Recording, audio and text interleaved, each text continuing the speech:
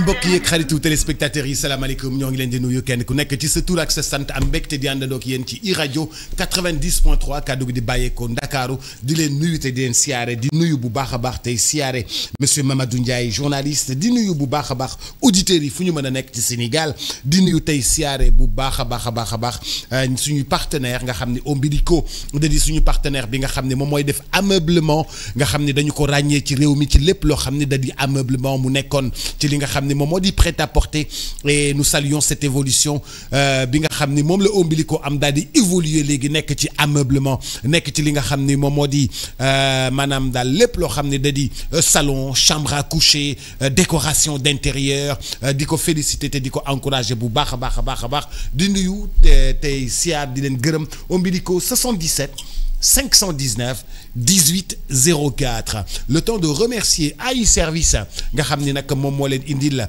les batteries DBS nga xam ni da nga daan am groupe électrogène teg ko sa buntu kër mu naan xërërërërër di déranger voisinage bi léegi li nga xam ne moom la DBS indi moom la AI Service indi batterie la boo xam ni rek daanaka bu ça dépend ci kVA yi nga xam ne moom nga soxla ci kër batterie bi lay indi teg ko branché la ko ci courant bi nga xam ni dafay dem ci lépp loo xam ne da di clim wala éclairage lampe yi ci kër gi mu jël ko en charge saa yu courant coupé sa kër day am courant woo leen IA Service mu defal leen ko bu baax a baax a baax a baax di ko gërëm di ko sant dafay def aussi solaire et puis booy tabax kër tamit mën na la installer li nga xam ne moom moo di solaire bi macha allah kon IA Service merci à Crédifone le spécialiste du crédit téléphonique nga xam ne da lay lebal téléphone portable à partir de 15 000 francs di woo fonctionnaires yi paramilitaires yi ak militaires yi enseignants yi ak taximan yi ak le Sénégal en général nga xam ne ñëpp dañu war a am léegi seen smartphone. da ngay dem stade ñu ne la pour nga dugg billet bi mi ngi ci sa biir téléphone portable da ngay dem làmb ja pour nga dugg billet bi sa téléphone portable lay nekk daanaka digitalisation bi kenn mënatu koo moytu nga xam ne billet bi ci sa téléphone portable sa xaalis ci sa téléphone portable lay nekk donc ñëpp war a am smartphone bi nag Samsung lay doon à partir de 15 000 francs yaay tànn sa Galaxy bi nga bëgg di ko fay ndànk-ndànk ba mu mat mu am garantie.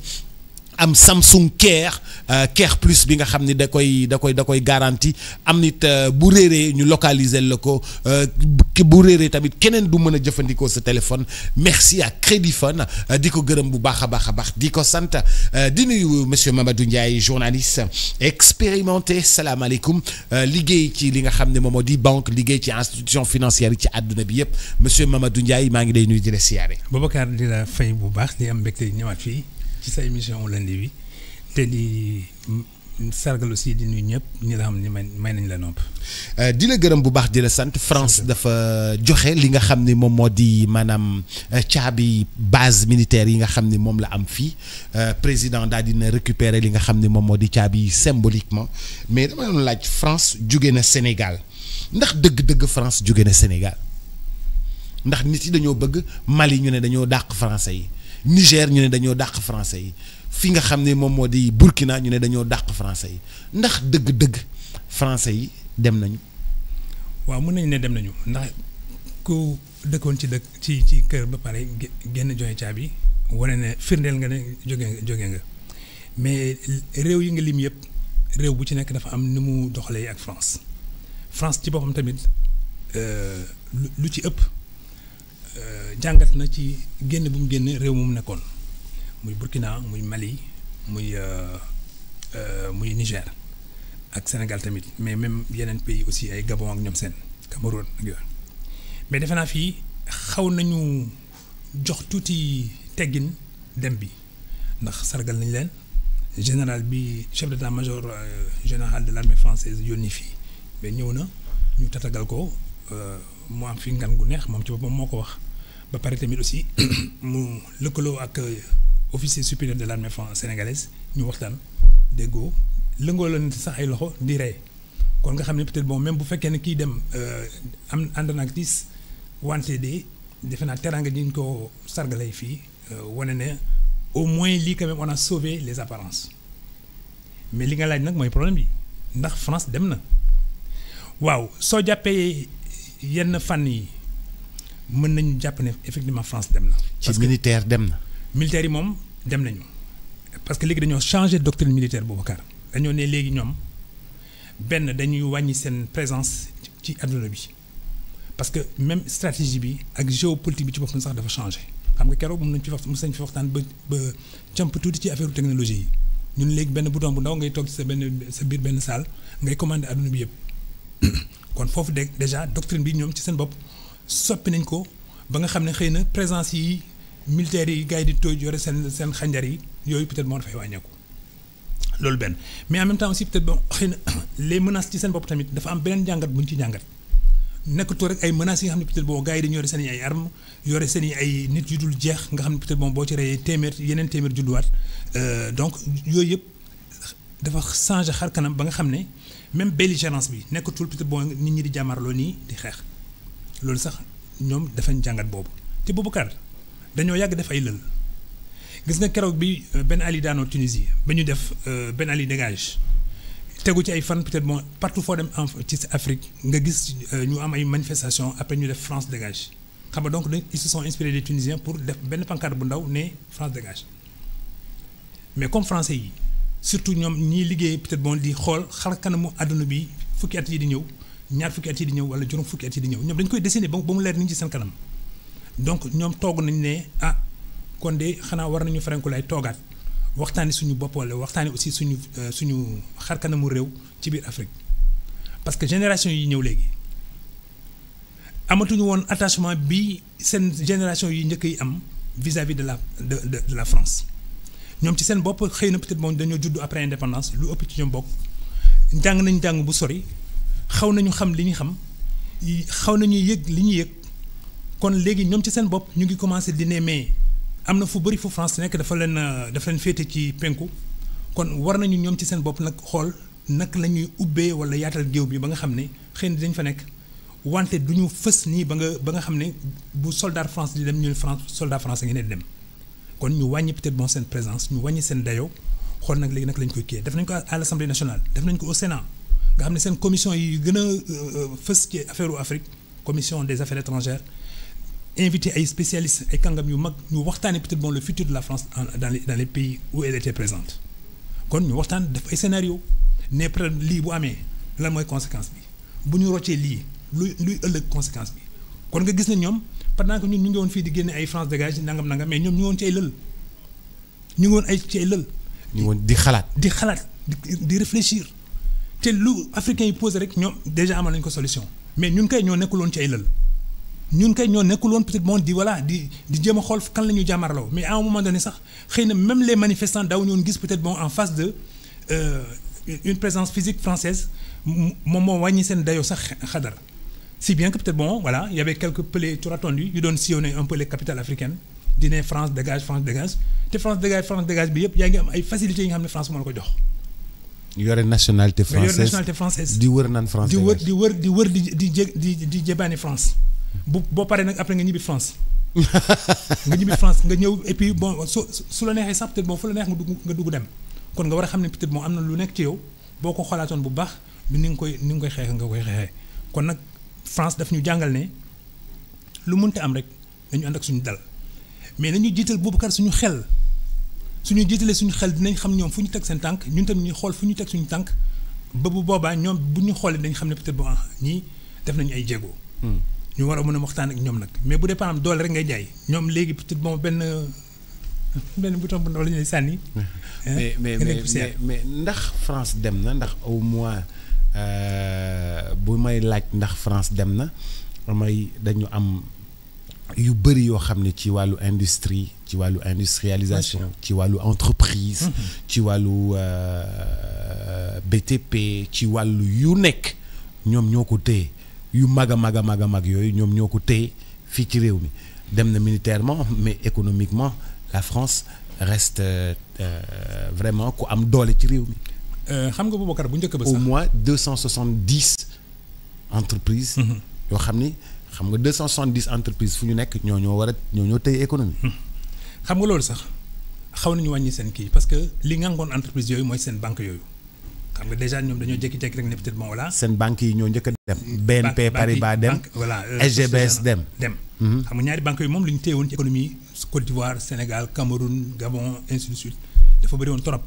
mais ñu commencé di ci rocceeku man maa ngi rappelé wu peut-être bon. BNP Paribas moo njëkk a dem. après. SGBS dem mais Burkina Faso la ñuy njëkk teg tànk ne xool nañ xool parce que ñoom après dañuy xool ban pays moo gën a yomb pour ñu def la ko bàyyi. ñu ne Burkina Faso affaire bi jaar yoon parce que dañoo yee sax peut-être ñi nga xam ne dañoo dee xaalis ñu leen mais kaay leen jënd banques yi mais yéen lu ngeen di xaar pour jënd ay banques nga xam ne léegi nag après yéenay nekk peut-être bon voilà ci donkaase gi ci seen réew xaw leen cuxu gars yi gis seen bopp rek peut-être bon ñëw jënd capitaux yi donc ñuy dem ndànk mais ñu leen di former aussi seen ay personnel di leen yóbbu ay France ñu leen di woon peut-être bon voilà le top management naka lay organiser woo ñu leen di xool peut-être bon les enjeux monétaires les enjeux financiers les enjeux d'investissement ñu leen koy jàngal xam nga kooku demul kooku dafa rocci loxam mais tey laminam nag en même temps aussi peut-être bon di la xelal ci yenn fànn yi boo ñëwee nag yow peut-être bon voilà le visage il est black il est burkinabé il est sénégalais il est ivoirien mais xëy na peut-être bon jusqu'à présent stratégie wala stratégie yi ñu samp ba tey ñu koy doxal naam xëy na peut-être bon du ay tubaab du Jean-Paul du Christian mais léegi peut-être bon voilà. Ndeye ak Fatou ak Ouédraogo ñoo nekk ci kanam. ñoo fi ne. ñoo ne ci kanam. mais maa ngi ñu ngi tudd léegi ndeysaan daf may rappeler bi ma Canal recruté. Canal Plus bi ñu ma recruté en 92. en 92. waaw ñu après ñu ne ma bon léegi dañu bëgg nga xool loo ñu xelal quoi. ma ne leen mais j'ai constaté que le comptoir bi yëpp ay Christine ay Elisabeth ay je ne sais pas quoi ay Francine yooyu rek nga fa gis. maanaam pour ñëw jënd décodeur ay Christine ak ay Elisabeth ñoo nekkoon foofu. en 92. en 92 bi Canal di ñëw noonu. absolument ñoo fa nekkoon. ensuite j'ai remarqué que peut-être bon les clients donc les clientes. ay Nogay la ay Fatou ay xaw ma leen Mbissine. ñu di jógee ci ay Pikine Guédiawaye ainsi de suite. ma envoyé une note ma leen y a un faux jeu. parce que celle qui quitte la banlieue. bu ñëwee ba Ndakaaru pour war a mën a abonné wu elle n'a même pas d'interlocutrice. ñu ne si y a Christine y a Kiki y a ceci et cela day sax ñooñu ñu maa leen di nuyu parce que xam naa ñu ngi may dégg. man leen non elles ne sont pas à l'image de celles qui viennent justement pour s'abonner. front office. le front office. Et elles ne sont pas à l'image. Il faut donc ñu xool dans Canal su fekkee ne am nañu ay sénégalaises wala ay africaines ñu ñëw indi leen. ñoo xam ne ñooy nekk ci front office ñooy nekk di leen ne yaay booy na nga def. bisimilah exil. yaay booy loo soxla. voilà ñëwal ñu gàttandul la. tatagal la. jox la sax peut-être moom un peu de café nga naan wala boisson nga naan wala ndox nga naan. mais les autres elles étaient là parce que effectivement il y avait une sorte de superposition. ñoom tubaab yi nekkoon ci front office bi blague yi ñëw waa Guédiawaye surtout bu ñu ñëwee. bon dañuy foog ne peut-être bon ñoom amuñu ak ñoom relation ba nga xam ne. tubaab la ñu leen di laaj te ñooñu dégguñu tubaab. wala ñuy def seen affaire ci biir sax seen benn cigarette di yee seen benn petit cola. donc ma ne leen lii y a un faux jeu il faut absolument le rectifier très vite. na tubaab yi jógee ci comptoir bi. ñu jóge fa donc nag tu as vu à chaque fois que bu ñu nekkee en face d'une équation amal nañu équation boobu peut-être une solution assez rapide. xëy na kay peut-être bon c'est à l'exercice maintenant que la ñuy seet ndax la solution elle est pérenne ou elle n'est pas pérenne. ñoom dañuy gaaw a jubbanti bi benn mbir. ñun ñoo ci gaawul. mais bi ma leen proposé que ay ñoom Nogay nañ ñëw ay ñoom Fatou ak ñoom Seynabou nañ ñëw. mais ñu ñëw sol ay yére africaine xam nga. vendredi comptoir bi changé. vendredi dañ koy màggal nga xam ne peut-être bon mais à un moment donné mais y a eu un rush des gens parce que ñiy dellu bu ñu demee dañuy ne yi fi xar kanam gi changé na. léegi boo fa demee ndeysaan xale yi nii naan macha allah rafet ba jekk ba dee mais après mais attends il y avait de l'engouement il y avait de la curiosité il y avait aussi de l'intérêt à venir parce qu'on se dit mais tiens voilà le comptoir maintenant est à notre image mais en même temps aussi peut-être bon j'ai dit yemul foofu il faut que peut-être aussi dans les programmes de Canal que ñu ciy gis peut-être bon voilà ay Ivoiriens ay Burkinabés ay Sénégalais ainsi de suite et affaire bi demee noonu donc ici aussi peut-être bon la stratégie de redéploiement de la France dafa jékki-jékki ne peut-être bon voilà nous allons partir mais nous allons laisser une empreinte ils ont laissé une empreinte Boubacar nga foog ne ki doon dem banque Société Générale ba tey su fay dem xelam du nekk toujours ne que immeuble bi changé wul couleur bi changé wul intérieur bi changé wul donc ba tey ci xelam. ba tey ci xelam wala ci xolam. il a un rapport peut-être bon un peu biaisé avec la France mais au moins quand même la France est là par le biais justement de l'immeuble de l'édifice qui symbolise un peu la présence même implicite de la France. donc loolu mooy wan ne que ñoom dañuy tëju defu ay lël xool peut-être li nga xam ne peut-être bon moom moo war a mën a méngoo ak jamono ñu dawal ko si bien donc première chose ils ont retiré les banques françaises mais bi ñu retiré les banques françaises nag c'était pour regarder maintenant le monde naka lay doxee bi ñu xoolee monde bi nag ne puisque nous ne sommes pas très bien désirés en Afrique de l'Ouest et qu'en Afrique de l'Est ou bien en Afrique centrale foofu xëy na peut-être bon en Afrique australe autant pour moi xëy na foofu peut-être bon y a d'autres dynamiques qui s'y créent nañu gën a renforcer wu ci gox yooyu nga xam ne ñooñu quand même ils ne sont pas dans l'animosité vis-à-vis de l'Angleterre ni vis-à-vis des autres puissances étrangères moo tax France gën a renforcer présence am ay Kenya ay Éthiopie ay Botswana jege peut-être bon voilà les mines d'or les mines de diamants jege peut-être bon voilà des gens yoo xam ne peut-être bon am nañ une haute compréhension de la présence justement des investisseurs étrangers parce que fii déjà on confondait la politique et l'économie et on ne voyait pas l'économie prospérer sans que peut-être bon ñu adossé ko ci politique bi ñu doon xeex contre la France et sa présence justement dans ces territoires-là si bien donc Burkina Mali ak ñële ñëpp ne acca nañu génne France mais bi ñu leen génnee xam nga lu mu jur yaa ngi rappelé wu IBK bi nekkoon fii président oui bi ñu ko ne peut-être bon les terroristes et les djihadistes ils sont aux portes de Bamako qu'est-ce qu'il a fait il s'est souvenu qu'il avait un ami en France qui était président de la République et qui s'appelle François Hollande. Oui. Il s'est souvenu que ñoom ñoo bokk peut-être bon l'international socialiste. Il s'est souvenu que peut-être bon même bu ko téléphoné amicalement ils peuvent se parler. Eh bien il a utilisé justement ces canaux-là. mu wax ak Hollande. mu expliqué ko peut-être bon le danger qui le guette moom en tant que président du Mali. mu won ko ne en même temps aussi peut-être la rapidité de progression justement des forces hostiles. Mais rapidement Hollande a organisé peut-être bon toute la légitimité et la légalité de la présence française. Au côté de IBK pour peut-être bon endiguer la progression donc des forces salafistes et c'est ce qui s'est passé donc gis nga ne IBK xaw ma keneen kuy wax ne peut-être bon présence française c'est pas utile mais IBK moom du ko wax parce que dañoo endiguer kii bi. repousser ils étaient à la porte de Bamako. Absolument ils étaient pas seulement à la porte mais c'est à toutes les portes y compris peut-être même la colline de Koulouba. Donc moo lay wan ne à un moment donné ñun ñooy war a xayma su fekkee ne peut-être bon li ñu bëgg. bu sottee ba ñooñu dem léegi nag lan moo fay nekk man c'est ma grosse préoccupation j'ai vu le président il a visité effectivement la zone de Ouakam gis naa muy def ay bon un peu voilà le tour du propriétaire ñu koy woon salon yi ak chambre yi ak nangam bon dama xamul sax président de la République lan la fa doon def mais comme c'est le chef des armées certainement c'est pour cette raison-là. Mais quand même les militaires français ils y étaient depuis 1920 Boubacar depuis 1920. Donc ça fait plus de 100 ans et avant ça sax peut-être doon nañu lam-lami ñu ngi dans les environs. Mais xoolal la bonne tenue de ce camp xoolal la bonne tenue des infrastructures des ouvrages des bâtiments. Maintenant quel va être le sort de ces bâtiments parce que loo liggéeyul ba nga ñàkk ko c'est pas évident que nga yor ko comme ni ko ki ko defar c'est pas évident soo gisee ma ngi wax loolu et ensuite ma am ci benn a priori. C'est parce que souvent il m'est arrivé que su may dem ay reportages à l'intérieur du pays may visiter quelques préfectures wala quelques sous-préfectures Boubacar tu les trouves dans un lamentable état. La préfecture de Rufisque a été refait un peu. Bon encore que Rufisque ça c'est toujours 4 communes nangam fii à Dakar. Mais mais c'est toujours cette cession à la française. À la française qui cède voilà. Oui, c'est vrai que ñun dañu am problème de gestion infrastructure. Et peut-être même maintenance, Boubacar. Gestion et maintenance infrastructure. Mais parfaitement. Il y a tellement de bâtiments mais qui ont été bien construits, qui ont épousé un peu peut-être bon notre géographie et peut-être même notre histoire à un moment donné. Mais ni ko tabax bi ñu demee seen yoon mais eux-mêmes peut-être bu ñu fi ñëwaatee 20 ans du ñu xamee sax peut-être bon yoon dem foofu du ñu ko xamati les préfectures qu'ils ont laissées. Il faut aller peut-être bon à Bakel. La préfecture mais elle surplombe la ville et elle surplombe donc la Falémé.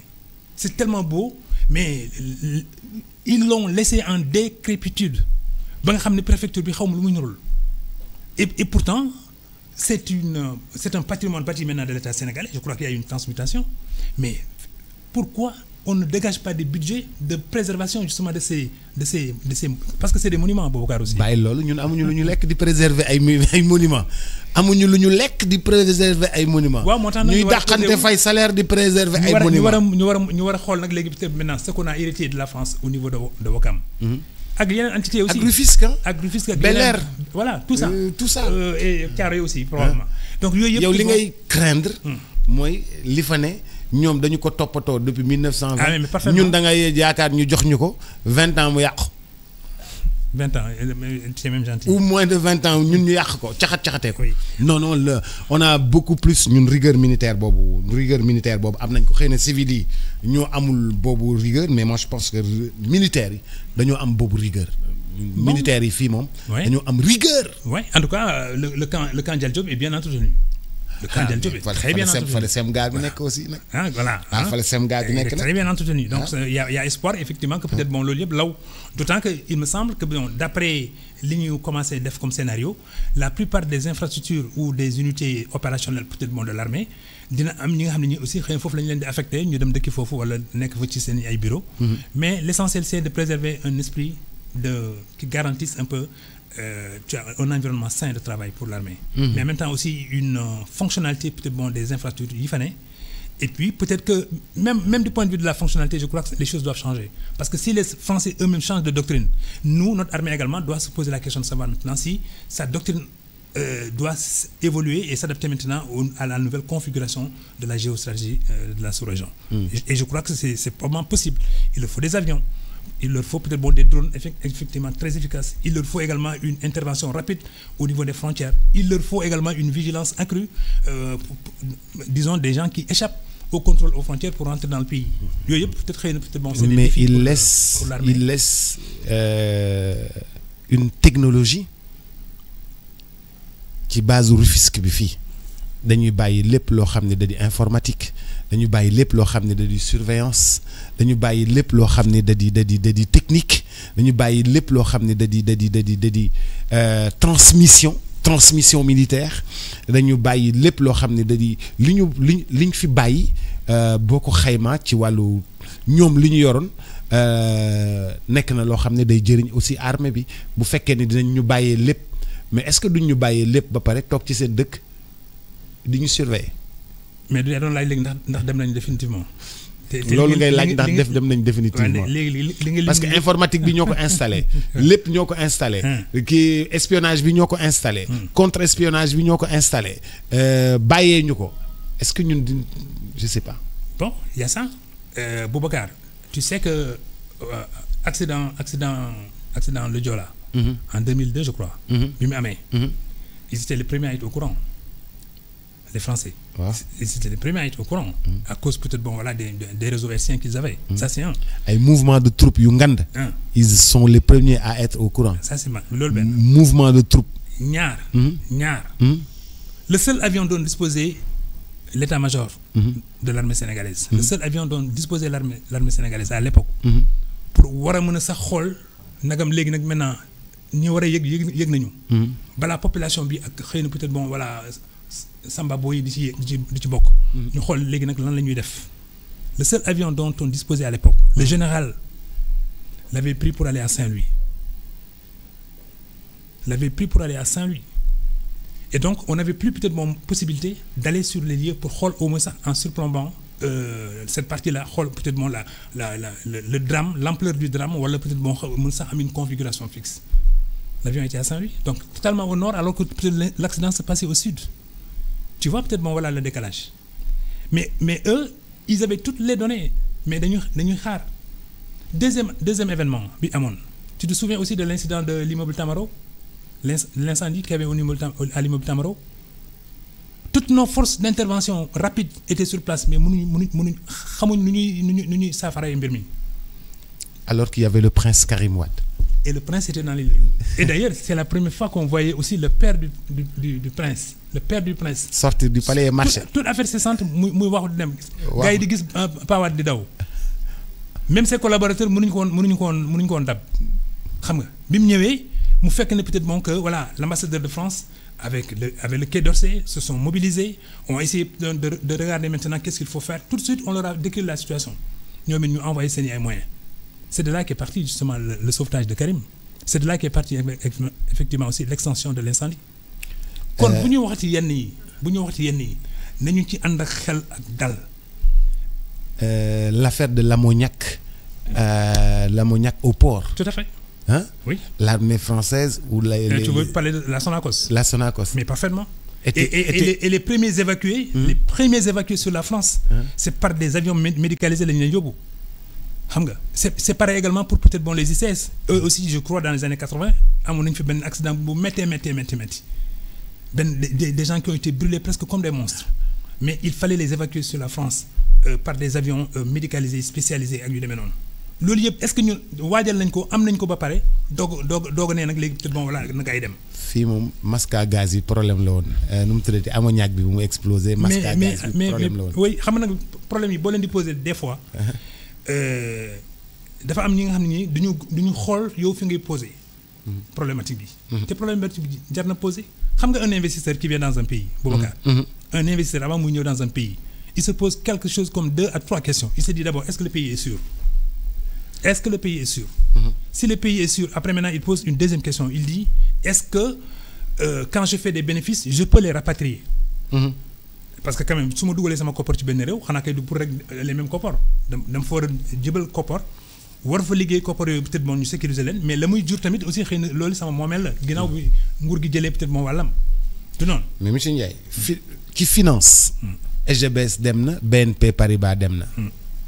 ci militaire dem nañu. ci ay services. dem nañu. ay compagnie d'assurance. ci ay compagnie d'assurance dem nañu. lëkkaloo daal di génn bàyyi loxo bi ak ñeneen ñoo xam ni ay sénégalais lañu wala ay africains. dem nañu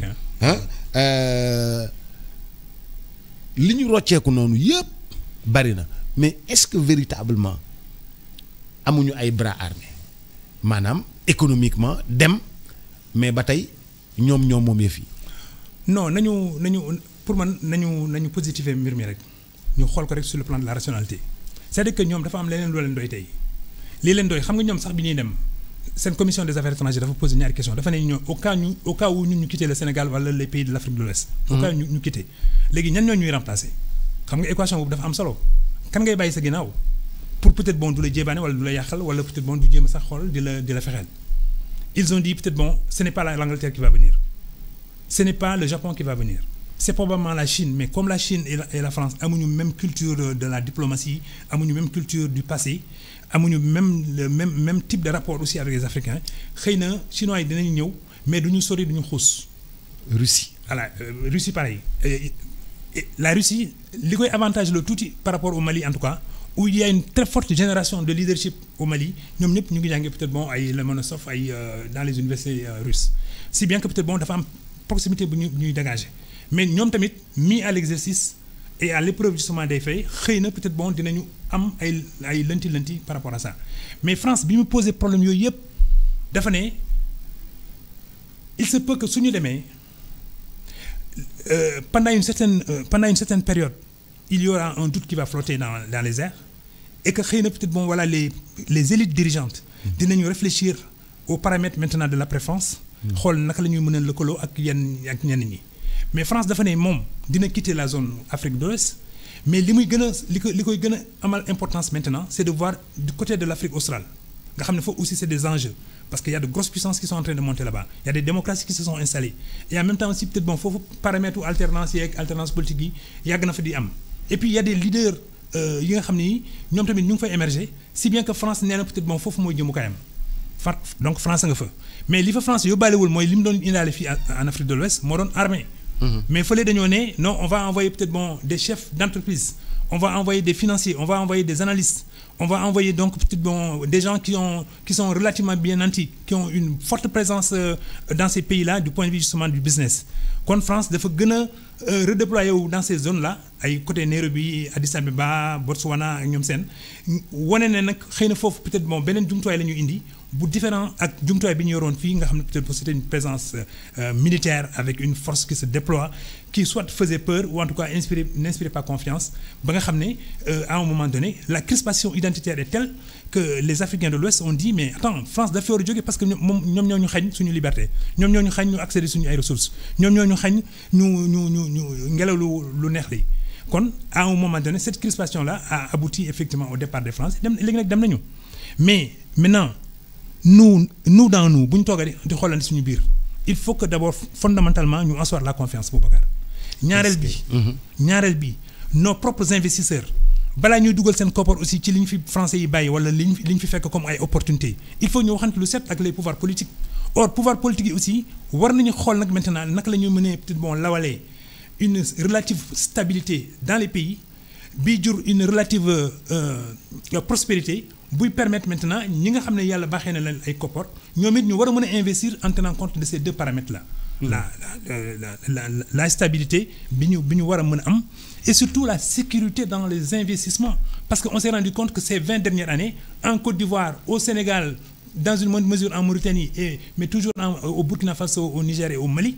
Mais la première chose que les manifestants font quand ils sont dans les rues, c'est de détruire justement des outils de production. C'est de détruire des entreprises. C'est lolu peut-être bon ken xamul lolu lu muy rôle.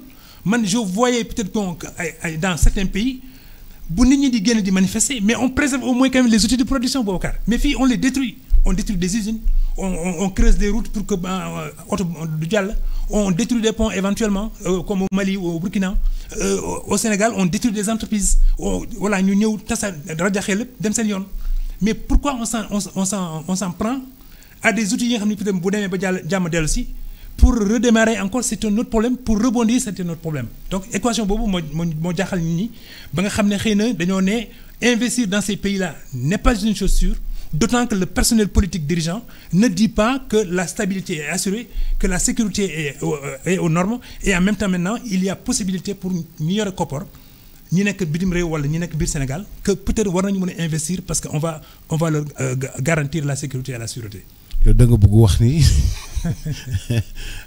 dirigeant Afrique de l'Ouest yi garanti wuñu sécurité pour nit mën fi investir. Ils ont la très mauvaise cote sur la plupart des places financières et des places boursières. Ils ont la très mauvaise cote parce que xam nga aussi à un moment donné bi demee ba yi fii kii fii xam nga peut-être bon la Banque africaine de développement dafa toxu Abidjan dem Niger dem fële Tunisie. xam nga loolu. waaw ñu nekk fa bi ñu fa nekkee nag aussi tunisiens yi di travailler pour que peut-être bon puisque ñëw nañu ñu bañ a sax dellu Abidjan. ñu leen di tatagal di leen def dans des conditions agents yi ñu leen di jox ay trucs ubbi ay crèches ay écoles ay lycées ay collèges vacances ñu leen di jox peut-être bon gratis ay cartage ak yooyu ñuy dem di ñëw ba nga xam ne ñenn ñi sax ñu mel ni man nga xam ne peut-être bon bu ñu leen joxee lu xaw a neex tuuti rek ñu ne peut-être bon ñu fàtte sax fi ñu jógee dem nañu ba travailler donc carrément l'esprit des gens. Le président Kaberuka que j'avais rencontré tout à fait par hasard à Ouagadougou, mais il dit que mais ils ont des problèmes parce qu'une partie du personnel cherche à rester justement à Tunis. Ne veut plus peut-être de revenir à Abidjan. Et pourtant, Abidjan, ci période boobu ñu ngi woon ci ngandum maamu xeex entre ay Gbagbo fii xawma Soro. 10 ans de crise. Blé Goudé ici. 10 ans de crise. 10 ans de crise. Avec des tueries mais épouvantables. C'est des 3000 morts ci ay armes blanches. Alors que peut-être c'était un pays qui pouvait partir avec ses seules ressources internes. Mais ils ont perdu 10 ans. Te 10 ans yooyu xawma nan lañ ko mën a rattraper. Encore que d'ailleurs tout le monde s'étonne que Côte d'Ivoire jëlaat aujourd'hui une place leadership bu Afrique de l'Ouest en Afrique de l'Ouest moo lay woon rek peut-être bon ñeneen ñi liggéey ñu woon parce que bu ñu liggéey woon comme ni Tunis defoon yenn position yi Côte d'Ivoire amoon yëpp yenn pays war nañu ko mën a roñee notamment le Sénégal parce qu'à un moment donné tous ceux qui travaillent en Côte d'Ivoire bi ñu leen ne peut-être bon fii dara mënatu fi sotti ñëpp dañoo daw ñëw Sénégal choix Sénégal mais ci la immobilier bi yéegee noonu benn yoon Dakar ñëw jékki rek cher immobilier bi foofu de crise ivoirienne bi moo yéegal suñu écoles yi fees tout à fait suñu kër yi gën a cher suñu appartement yi gën a cher Dakar nekk une ville très chère à partir de la crise ivoirienne. C'était une opportunité sui generis mais kenn du ñaanal sa dëkkandoo mu jàmm bañ fa sax nañ ñaanal jàmm rek ñun ñëpp mais réew mu nekk nag wane xar kanamam ci wàllu performance économique ba nga xam ne peut-être bon voilà bu ñu nee Sénégal ñu ne ci Sénégal peut-être bon voilà tourisme attention ils sont imbattables wala ñu ne peut-être bon la petite et moyenne entreprise ils sont imbattables sur le plan des finances xëy na peut-être bon am nañu doole wala kenn ñemewu leen ñu ne Ghana oui ñoom en matière de marketing kenn ëpp leen doole ñu ne peut-être bon voilà dañu am aussi une façade atlantique bi nga xam ne bii dañu ko travailler par exemple ils ont 2 à 3 ports yi nga xam ne peut-être bon c'est une équivalence en termes d'attractivité internationale ñu ne Côte d'Ivoire ñu ne oui peut-être bon ils ont 2 produits. Donc ils peuvent même peser sur les négociations pour ñu am un prix rémunérateur du cacao pour que peut-être aussi les revenus des paysans ivoiriens war a mën a yokk ñoom aussi ñu am aisance de vie un bien-être équivalent. Donc dëkk bu nekk peut-être bon ñoom bu ñu defee seen lël yooyu war nañu mën a xool dëkk bu nekk peut-être bon lu mu yelloo ñu jox ko ba nga xam ne peut-être bon Afrique de l'Ouest ci boppam dina soxaliku ñu xam ne sur le plan économique ka xamul woon luy avantage yu économie bu ko demee ba découvrir ko dina sànni ngànnaayam. dina xam ne peut-être bon on peut réussir dans la vie sans peut-être utiliser une Kalachnikov et Kalachnikov musiba la parce que quand on tue on ne sait même pas qui on tue et qui on n'a pas tué. Tandis que la prospérité bu ñëwee mais day dem ci ñëpp ñi nga xam ne ñii ils pensaient que par les armes ils peuvent s'épanouir socialement avoir un standing et tout on les a vus quand la guerre a cessé en Côte d'Ivoire ces premiers qui étaient justement abonnés aux armes bi ñu bàyyee ngànnaay yi mais Boubacar seen doom la ñu yóbbu à l'école ils ont envoyé leurs enfants à l'école pourquoi parce que eux ils ont raté peut-être une partie de leur vie mais ils ont dit que li leen dal du dal seen ay doom kon kay nga xam ne ndeke de xëy na naxante nañu ak jamono ba nga xam ne peut-être moo am nañu ay posture ay ñoom Watao façon gars yooyu nga xam ne c'est des monstres qui sont sortis de nulle part et puis nekk peut-être bon maintenant aujourd'hui des interlocuteurs de Ouattara des pourfendeurs de Soro ou bien peut-être bon des adversaires coriaces de Blé Goudé ñooñu ñëpp tey dañoo gis ne njàng amal na leen solo mais ñu yóbbu seen i doom ñii ñu ngi à Londres ñii ñu ngi France ñii ñu ngi États-Unis di jàng et dans 5 ans peut-être ces gosses-là quand ils vont revenir on les met peut-être le pied à l'étrier kon kay nga war a xam ne peut-être bon njàng bu ñu ko amalee solo ci réew yëpp amal solo njàng ci fànn yooyu dëkk yëpp ñooy avancé ndoo dëkk yëpp ñooy ne peut-être bon léegi nag nañu sàmm jàmm ji ba nga xam ne peut-être lu ñu war a mën a def ñu def ko ci jàmm nit ñi jëriñoo ko ensuite ñu génn ci goutte gi ñu nekk parce que yeneen gox yi ñu ngi dox yeneen gox yi ñu ngi dem parce que ñoom it aussi peut-être dundoon nañu ay guerre comme la guerre de l'Ogaden entre Érythrée ak Djibouti Somalie nangam ainsi de suite foofu yëpp amoon ay guerre aussi dans les années 70-80 mais ñooñu ñëpp puisque génn nañu maintenant ci goutte googu ils ont vu que peut-être bon le meilleur de la vie mais c'est dans la prospérité c'est pas dans les armes à la limite peut-être même ça dévalorise ça déshumanise Boubacar te loolu dañ ko war a bàyyi jublu ci li nga xam ne moo am ngëneel ci l'humain mooy peut-être revaloriser ko won ko ne peut-être non c'est lui qui doit être l'accélérateur de l'histoire par sa connaissance par son savoir-faire et par son existence améliorée. macha allah maa ngi lay gërëm bu baax a baax di la sant. fu ñu toll nii. waaw xanaa 9h58 9h58 ça damay jàng ci yow di jàng ci monsieur Ibou Fall xam naa bu may def sama thèse moom. pour bientôt pour bientôt préparer sama thèse parce que li ma jàng ci yow. ak li may jàng ci monsieur Ibou Fall moom. xajul ci daal ci yi ma bëgg a def xam naa ne daal ay tome laay génnee tome par tome. sama moyen rek am na benn affaire bu ndaw. waaw xam nga compagnie Air Sénégal. Air Sénégal. ñoom it dañoo xëy rek def seen benn lël bu ndaw ne léegi il faut ñu uti ay partenaires ñu def ay alliance stratégique ñu jël benn compagnie bu tudd Askay. ñu ne donc ñoom ak Askay ñooy lëkkaloo mais Boubacar suñu ay mag.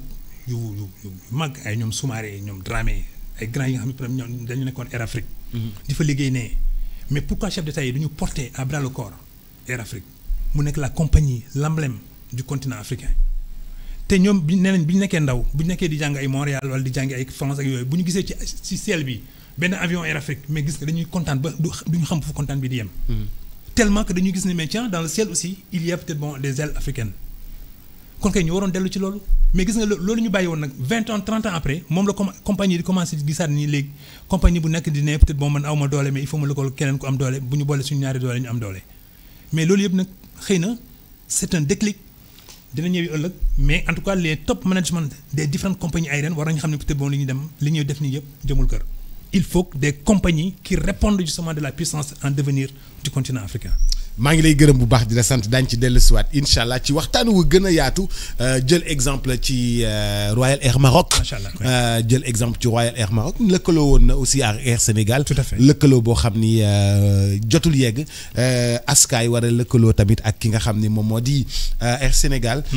daañ ko xool incha allah daañu ci ñëwaat ci ni mu gën a yaatoo di la gërëm bu baax a baax di la sant di rafetlu sa partage d'expérience monsieur Mamadou Ndiaye journaliste expérimenté dans quelques instants monsieur Antoine Diouf certainement le Sérère de la maison pour le bulletin d'information c'est les Sérères c'est le pain hein, ils sont connus pour le pain et puis le cere voilà quoi Sérère loolu même de Ndiaga Niao même de Ndiaga Niao